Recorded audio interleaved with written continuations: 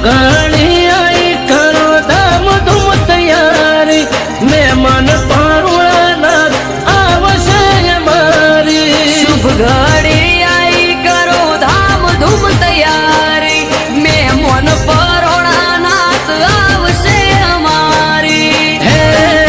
શેરીઓ સજાઓ પૂર્ણ દેનો હટે આવશે